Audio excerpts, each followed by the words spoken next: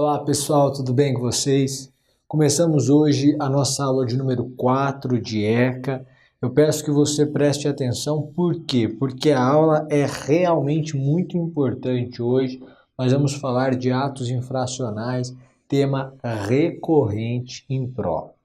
Bom, afinal de contas, o que nós consideramos como ato infracional? Ato infracional é a conduta descrita como crime ou como contravenção penal, dirá o artigo 103 do ECA. Cometido por quem? Cometido por alguém menor de 18 anos. Então, são penalmente inimputáveis os menores de 18 anos, sujeitos às penas previstas, às medidas previstas na lei. Bom, em relação ao tempo do ato infracional, nós adotamos a mesma teoria adotada no Código Penal, que é a teoria da atividade. O artigo 104, no parágrafo único, vai dizer: para os efeitos desta lei, deve ser considerada a idade do adolescente a data do fato. Por isso, que se o sujeito pratica com 10 anos de idade um ato infracional, ele não pode receber medida socioeducativa, porque ele era criança, ele pode receber medida de proteção. Eu vou considerar a idade dele a época em que ele praticou a conduta. Ainda que a pessoa tenha ficado em coma, 2 anos e depois falecido, eu não vou considerar o momento em que ocorreu efetivamente o homicídio, por exemplo, adotamos a teoria da atividade. Lembrando que ao ato infracional praticado por criança, nós aplicaremos medidas de proteção do artigo 101. Por exemplo, a entrega para o pai, para o responsável mediante aquele termo de responsabilidade, a orientação e por aí vai. Bom, direitos individuais no tocante aqui às medidas socioeducativas. Como eu estou tratando de medidas socioeducativas, esses direitos individuais vão ter relação com adolescentes, já que vão ser aplicados a eles. Já que vai ser aplicado a eles, porque eu trato de medidas socioeducativas. Em relação à privação da liberdade, o artigo 106 do ECA vai dizer: só dá para privar a liberdade de um adolescente se ele estiver em situação de flagrante de um ato infracional ou por ordem escrita e fundamentada da autoridade judiciária. Bom, quando é que eu considero que há um flagrante de ato infracional? As hipóteses serão aquelas descritas no artigo 302 do CPP. As hipóteses de flagrante próprio, impróprio e presumido.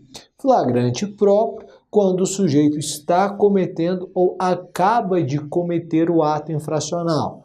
Flagrante impróprio ou quase flagrante, quando ele é perseguido logo após por alguém em situação que faça presumir que ele seja o autor do crime. Veja que ele é perseguido em uma situação que faça presumir ser ele o autor do crime. Mas este não é o flagrante presumido, é o flagrante impróprio ou quase flagrante. O flagrante presumido se faz presente quando o sujeito é encontrado logo depois do ato infracional com objetos, com bens, com instrumentos, armas, que façam presumir a ser ele a situação do ato infracional. Nessas situações de flagrante, o adolescente é apreendido e é encaminhado à delegacia de polícia, preferencialmente a delegacia especializada no tratamento ou especializada nessa persecução relacionada ao menor, delegacia especializada, criança e do adolescente, né? Em alguns estados você tem a DAI, né? Enfim, de qualquer forma, preferencialmente, quer dizer, onde houver, às vezes na cidade do interior, só há uma única delegacia que cuida de todos os casos. Bom, o adolescente ainda tem direito de identificar os responsáveis pela sua apreensão e de ser informado sobre os seus direitos. Essa apreensão do adolescente deve ser comunicada incontinenti à autoridade judiciária e a uma pessoa da sua família, ou então a uma pessoa por ele indicada. Essa é uma outra garantia, um outro direito assegurado no ECA. O adolescente é apreendido em flagrante, ou mesmo por uma ordem judiciária, mas antes de uma sentença que julgou o pedido deduzido na representação socioeducativa. Nesse caso, eu tenho uma internação provisória. Posso ter. Se eu tiver uma internação provisória, a verdade é que existe um prazo máximo de internação provisória, que é o prazo de 45 dias. Esse prazo é improrrogável. STJ e STF concordam nesse sentido. Bom, a decisão que decreta a internação provisória, ela deve se fundamentar em indícios suficientes de materialidade e autoria do ato infracional e na imprescindibilidade da internação provisória, ou seja, na sua estrita necessidade, na necessidade imperiosa da medida. Bom, o adolescente também não deve se submeter à chamada identificação compulsória quando for possível a sua identificação civil, salvo se houver necessidade de confrontação, se houver dúvida sobre ser ele aquele adolescente ou não. Bom, ainda ele tem o direito de não ser conduzido em compartimento fechado de veículo policial. Ele não vai no camburão, ele vai sentado no banco atrás da viatura. Essa é a ideia. Ele não pode ser transportado no compartimento fechado do veículo policial, não pode ser transportado em condições que atentem contra a sua dignidade ou que impliquem risco à garantia da sua integridade física ou mental, dirá o artigo 178 do ECA. Vedação ao cumprimento da internação e estabelecimento prisional. É expressamente proibido que o adolescente cumpra a medida de internação, ainda que provisória, em estabelecimento prisional. Ele deve cumpri-la em entidade adequada para isso. Summer, e se não houver entidade de internação na cidade? Ele vai ser encaminhado para a entidade mais próxima ali da cidade. Tá, se não for possível essa pronta transferência do adolescente para uma entidade de internação próxima da cidade, o que deve ser feito? Ele vai aguardar na delegacia de polícia em um local diferenciado, isolado e protegido pelo prazo de 5 dias no máximo para ocorrer essa transferência, então, sob pena de responsabilidade, certo? Então, o adolescente aguarda a sua remoção e repartição policial em seção isolada dos adultos. Já aconteceu isso quando eu era delegado de polícia. Garantias processuais. Nenhum adolescente será privado da sua liberdade sem o devido processo legal. Isso é um fato, isso está no 110. O artigo 111 traz um rol de garantias asseguradas, ao adolescente. E dentre esse rol, alguns são intuitivos, quero que você preste atenção.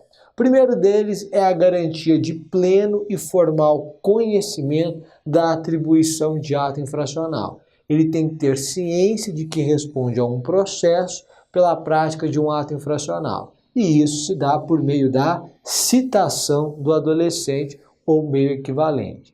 É preciso que se garanta ainda ao adolescente igualdade na relação processual, de forma que ele pode se confrontar com vítimas, com testemunhas e pode produzir todas as provas necessárias à sua defesa. É garantida a ele ainda a defesa técnica por advogado e, se ele não puder pagar, a assistência jurídica integral e gratuita por meio da Defensoria Pública.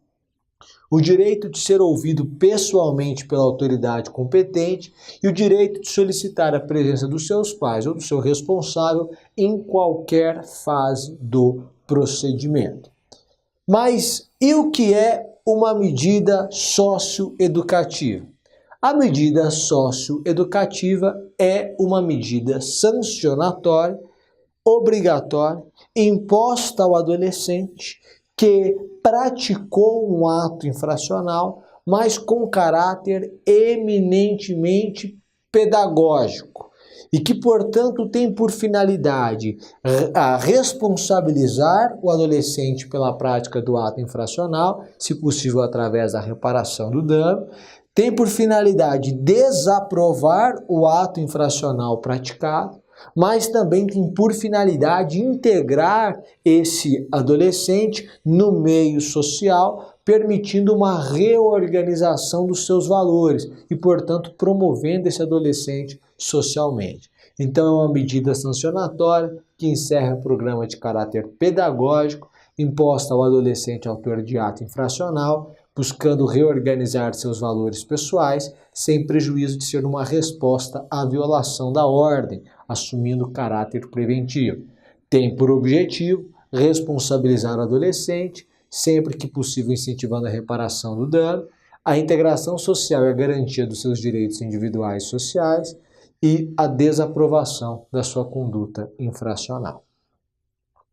Rol das medidas socioeducativas. A gente estudou o rol das medidas de proteção e disse assim, olha, as medidas de proteção previstas aqui no 101 têm caráter exemplificativo. É verdade, mas o rol das medidas socioeducativas tem caráter exaustivo, números clausos e, portanto, o rol que está no ECA é o rol de medidas, são as medidas socioeducativas que podem efetivamente ser aplicadas.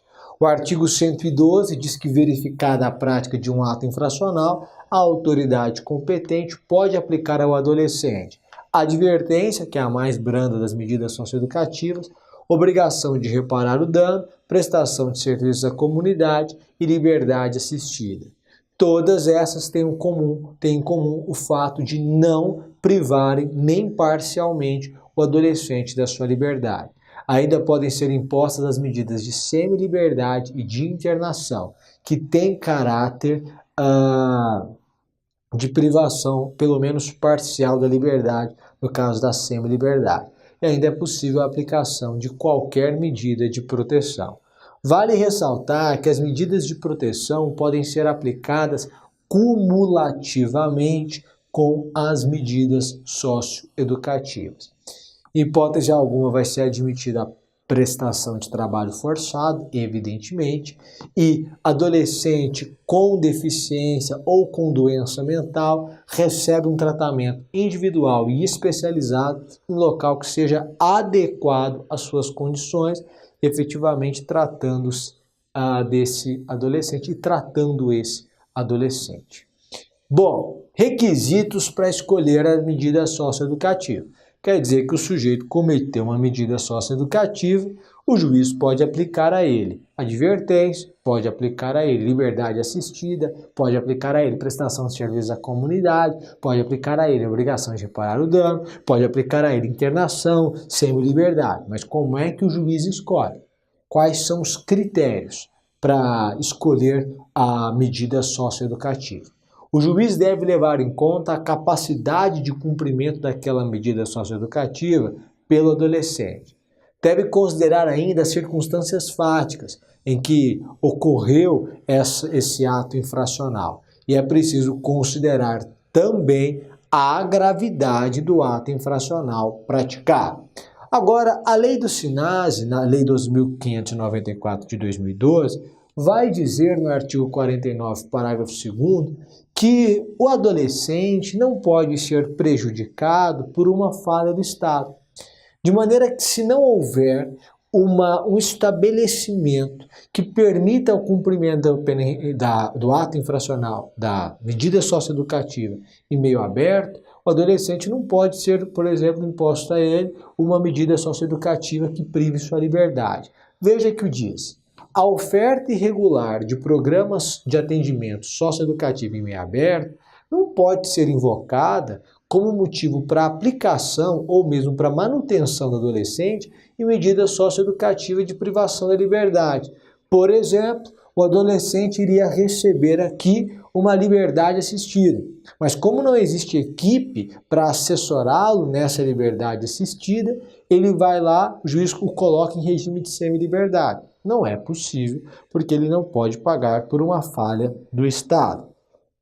Ainda, o artigo 49, inciso 2, vai trazer uma norma que vai comportar uma interpretação granus salis, digamos assim, do Superior Tribunal de Justiça. Veja o que diz a norma, em seguida eu explico o que o Superior Tribunal de Justiça diz a respeito da norma.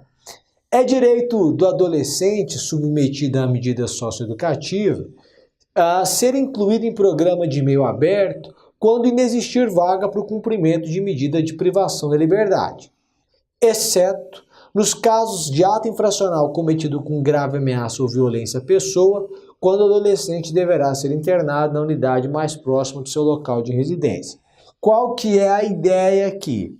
É que ele foi condenado a uma medida de semi-liberdade ou de internação, mas não existe estabelecimento ou entidade de atendimento, entidade de internação,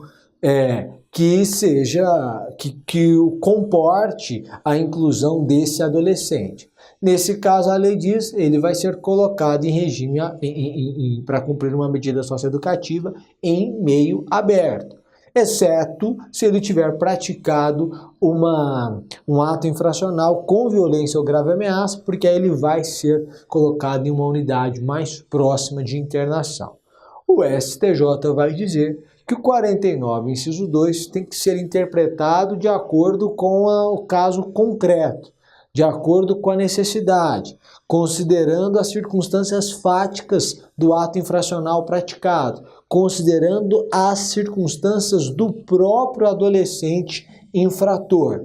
Então, é preciso considerar o caso concreto, a situação específica do adolescente, o ato infracional praticado e o relatório técnico ou plano individual de atendimento.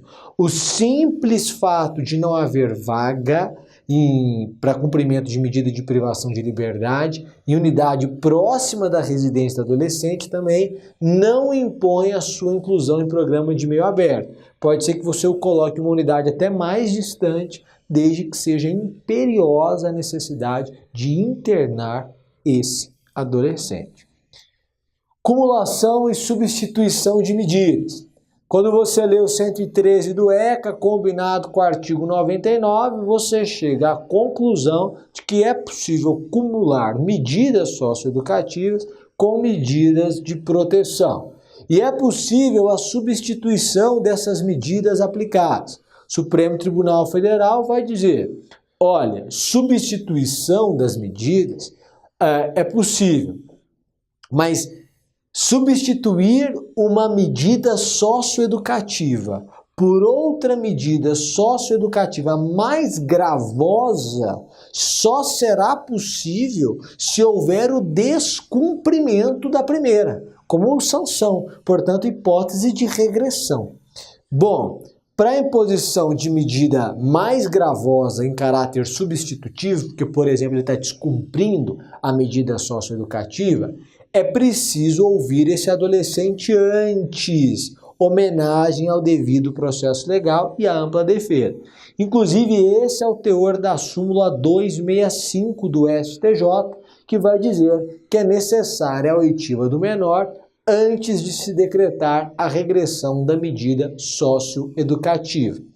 Nessa linha, o próprio ECA foi alterado pela lei do SINASE para exigir que se observe o devido processo legal na alteração, na substituição da medida. Certo? Certo. Bom, diante da inadequação da medida mais branda, você pode, porque o sujeito está descumprindo a medida, promover a regressão e ele ser submetido a uma internação.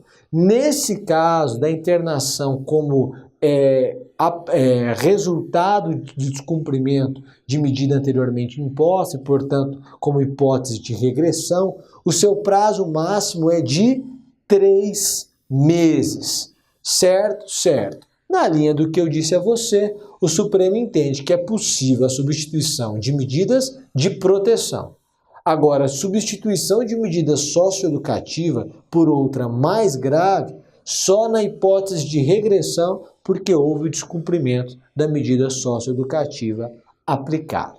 Bom, para você aplicar uma medida socioeducativa a um adolescente, é preciso que esteja comprovada a materialidade e a autoria do ato infracional. Por isso que o STJ vai dizer o seguinte: olha, é nulo o procedimento quando você desiste de outras provas porque o adolescente confessou a prática do ato infracional. Não basta a confissão. É preciso que haja outros elementos de prova que permitam a formação da convicção do magistrado, que exercerá um juízo de certeza, no sentido de que estão comprovadas materialidade e autoria do ato infracional. Mas existem duas exceções que merecem destaque. A primeira delas é o caso da remissão. Remissão com 2 S's, o português nos ajuda. É o perdão. E nas hipóteses de perdão, que podem ser cumuladas com medidas socioeducativas, e nesse caso isso exigirá a atuação do Poder Judiciário, nessa hipótese, você tem uma remissão imprópria, porque traz a aplicação de uma medida socioeducativa, mas você terá a aplicação de uma medida socioeducativa sem que tenha havido reconhecimento de responsabilidade, a comprovação da responsabilidade, sem efeito, inclusive, de antecedente. O processo, por exemplo, está correndo e você terá a extinção do processo. Ou, se o processo ainda não começou, a exclusão do processo. Então, você tem a imposição de uma medida socioeducativa, eventualmente uma remissão, e não há, efetivamente, a comprovação de materialidade e autoria, porque você não está discutindo responsabilidade. Lembrando que as medidas socioeducativas que podem ser aplicadas em hipótese de remissão são aquelas que não privam de qualquer forma o adolescente da sua liberdade, de maneira que não cabe remissão cumulada com internação ou semi-liberdade. A outra hipótese é da advertência, que é essa admoestação verbal. A advertência é a mais branda das medidas socioeducativas. E para aplicá-la, a lei exige que esteja comprovada a materialidade, mas que haja apenas indícios de autoria, e a lei já se dá por satisfeita. Qual é a idade máxima para o cumprimento das medidas socioeducativas? Dirá a lei que a idade máxima é de 21 anos. Depois de 21 anos, é preciso que haja essa desinternação compulsória ou liberação compulsória. As medidas socioeducativas também estão sujeitas à prescrição. Tudo bem, o ECA é silente, mas o STJ dirá que ante o silêncio do ECA aplica-se o Código Penal, súmula 338. A prescrição penal é aplicável às medidas socioeducativas. Antes que você se apresse, abra o artigo 109 e faça a aplicação do 109 integralmente, é preciso que você se atente ao fato de que o adolescente é menor de 21 anos. E, portanto, o 109 do Código Penal precisa ser lido em conjunto com o artigo 115 do mesmo diploma. E logo os prazos prescricionais serão reduzidos pela metade. Vale ainda destacar que os prazos do artigo 109 são também aplicáveis às medidas socioeducativas que não implicam a restrição da liberdade e, portanto, que acabam sendo apenas restritivas de direito, que não a liberdade. Princípio da insignificância. O Superior Tribunal de Justiça dirá: aplica-se o princípio da insignificância aos atos infracionais, mas desde que estejam presentes os seus requisitos. a mínima ofensividade da conduta, a nenhuma periculosidade social da ação, o reduzido grau de reprovabilidade do comportamento e a inexpressividade da lesão jurídica perpetrada. Agora, vale lembrar, é preciso que estejam presentes os seus requisitos.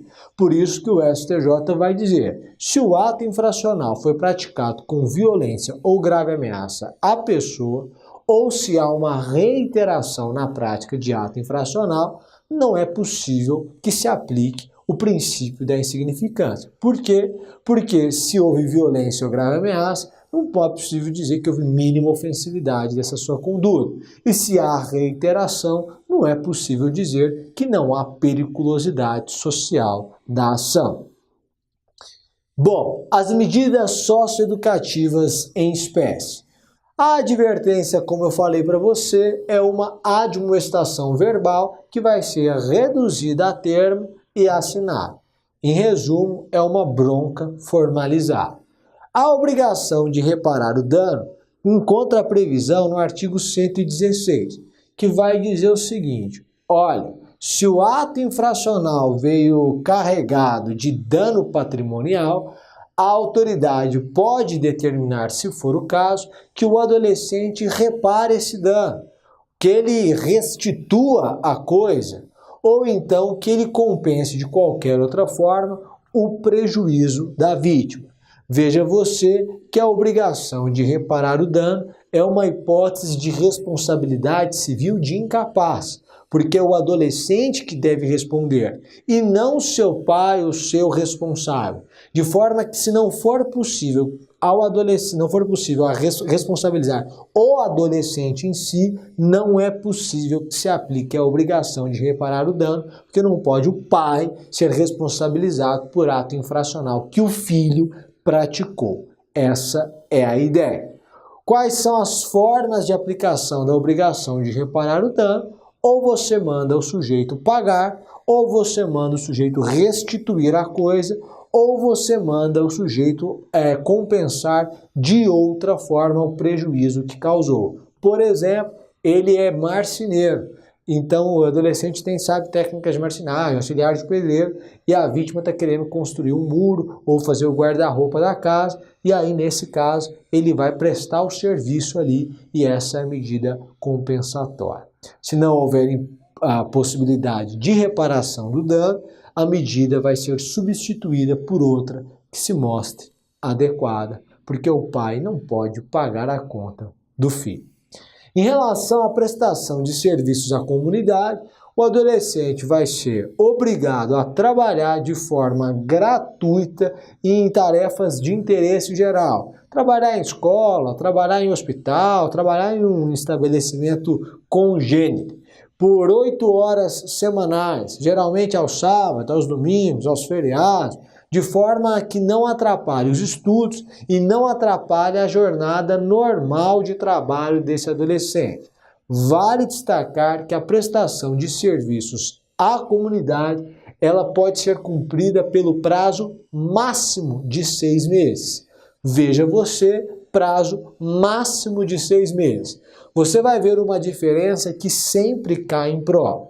É que a prestação de serviços à comunidade pode ser cumprida no prazo máximo de 6 meses. Já a liberdade assistida deve ser cumprida no prazo mínimo de 6 meses. Falando em liberdade assistida, a gente inaugura essa abordagem aqui dessa medida socioeducativa. A liberdade assistida é o português dizendo para você liberdade com a ajuda de alguém, assistida por alguém. E, portanto, é uma medida, dentre as que não privam a liberdade, a mais rígida delas. O adolescente é acompanhado, é ajudado por uma equipe interdisciplinar que é responsável por promover socialmente esse adolescente e a sua família, dando a eles orientação e, se for o caso, inserindo-os em programa oficial ou comunitário de assistência social. Vai supervisionar a frequência e o aproveitamento escolar desse adolescente, se for necessário, fará até a sua matrícula na escola. Vai diligenciar no sentido de profissionalização desse adolescente e de inserção desse adolescente no mercado de trabalho e vai apresentar relatório do caso. Prazo mínimo da liberdade assistida é o prazo de 6 meses, mas veja você que não há previsão de prazo máximo. Ou seja, a liberdade assistida é no mínimo de 6 meses, mas a lei não diz qual é o seu prazo máximo. O que faz a jurisprudência, a doutrina concorda, estabelece como limite máximo o limite máximo da internação. Aplica-se por analogia à norma pertinente à internação. E o prazo máximo, portanto, da liberdade assistida é de 3 anos. Certo? Certo. A liberdade assistida será fixada pelo juiz, podendo a qualquer tempo ser prorrogada, podendo a qualquer tempo ser revogada, podendo a qualquer tempo ser substituída, mas aí o juiz tem que ouvir o orientador, o Ministério Público e o defensor, o orientador daquele adolescente. Para ser orientador, tem que ser uma pessoa maior de idade, tem que ser uma pessoa capaz e principalmente tem que ser uma pessoa idônea. São apenas esses os requisitos para ser orientador. No próximo bloco eu volto falando de semi-liberdade. Até o próximo bloco. Tchau, tchau.